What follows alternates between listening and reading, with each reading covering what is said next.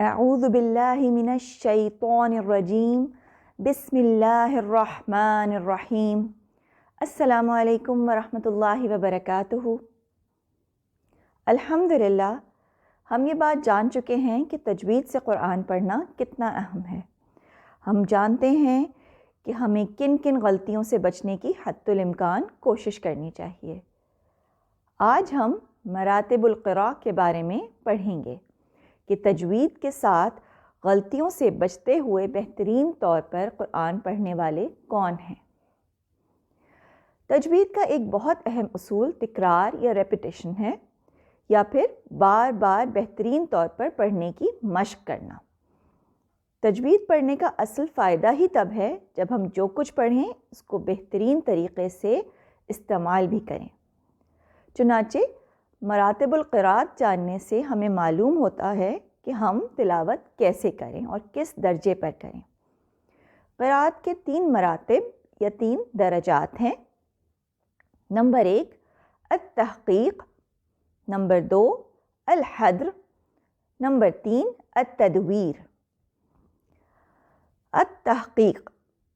التحقیق کے معنی ہیں قرآن کو آہستہ اور اطمینان سے پڑھنا، یعنی ہر آیت کے ایک ایک لفظ پر، اس کے معنی اور مفہوم پر غور کرتے ہوئے تجوید کے تمام تر احکام کا خیال رکھتے ہوئے پڑھنا۔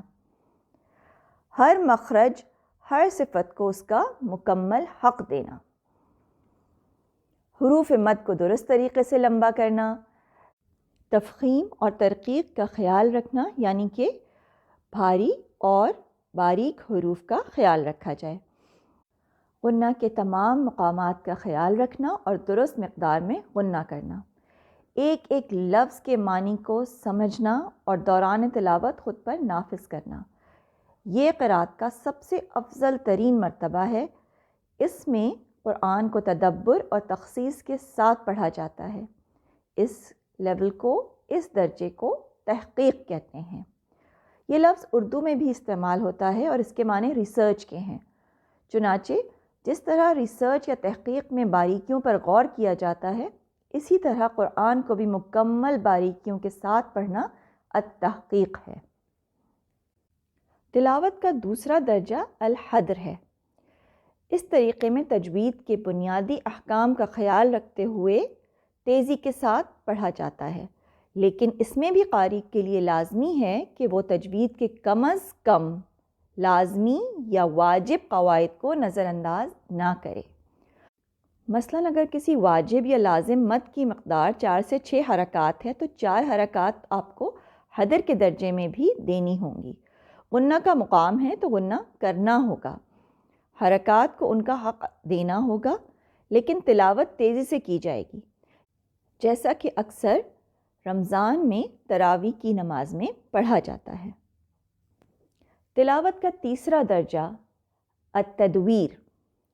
اس درجے میں تجوید کے احکام کو مد نظر رکھتے ہوئے تحقیق اور حدر کے درمیان میں پڑھا جاتا ہے، یعنی نہ تو تحقیق کی طرح بہت آہستہ اور نہ حدر کی طرح بہت تیز۔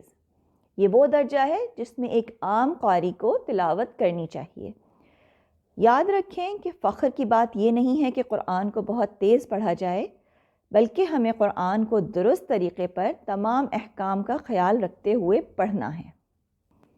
اگر تیزی کی وجہ سے الفاظ درست طریقے پر ادا نہ ہوں، یا حرکات غلط ہو جائیں، یا مخارج واضح نہ ہوں، اگر حروف کی صفات کا خیال نہ رکھا جائے اور پھر ہم تیزی سے قرآن پڑھ لیں تو بہت امکان اس بات کا ہے کہ بجائے ثواب یا نیکی کے ہم گناہ کے مرتکب ہو جائیں گے۔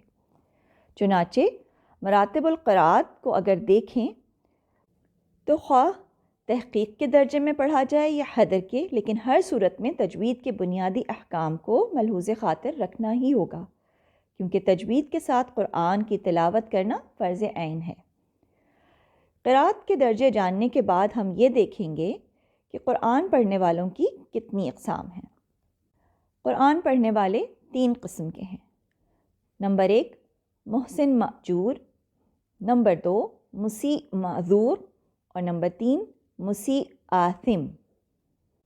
پہلی قسم یعنی محسن ماجور وہ ہے جو قرآن کو بہترین طریقے سے پڑھتا ہے، یعنی احسان کے درجے پہ، تمام احکام تجوید کو مد نظر رکھتا ہے اور اللہ سبحانہ و تعالیٰ سے امید ہے کہ وہ انشاءاللہ بہترین اجر کا حقدار ہوگا۔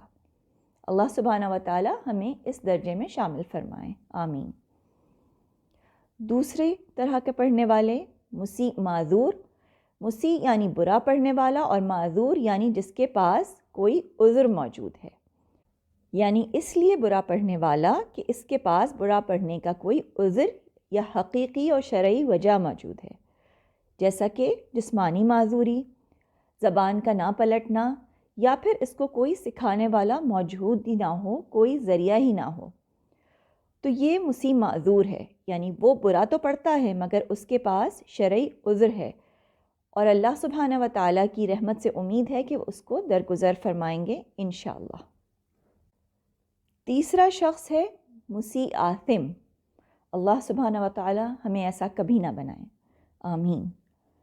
مسیء یعنی برا پڑھنے والا، اور آثم یعنی گناہ گار، کیونکہ وہ سیکھنے کی کوشش نہیں کرتا، یا پھر درست طریقے سے پڑھنا جانتا تو ہے مگر پھر بھی لاپرواہی اور بے توجہی کی وجہ سے برا پڑھتا ہے، اس کے دل میں قرآن کی اہمیت نہیں ہوتی۔ اللہ سبحانہ و تعالیٰ ہمیں کبھی مسیء آثم نہ بنائیں، بلکہ ہم سب کو محسن ماجور کے درجے پر فائز فرمائیں، جو قرآن کے ذریعے اللہ کا قرب حاصل کرتا ہے۔ الحمدللہ اس کے ساتھ ہی ہمارا پہلا چیپٹر یعنی تعارف تجوید ختم ہوا۔ انشاءاللہ اگلے ہفتے سے ہم عملی تجوید کے اسباق کا آغاز کریں گے۔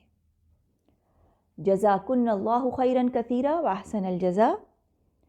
السلام علیکم ورحمۃ اللہ وبرکاتہ۔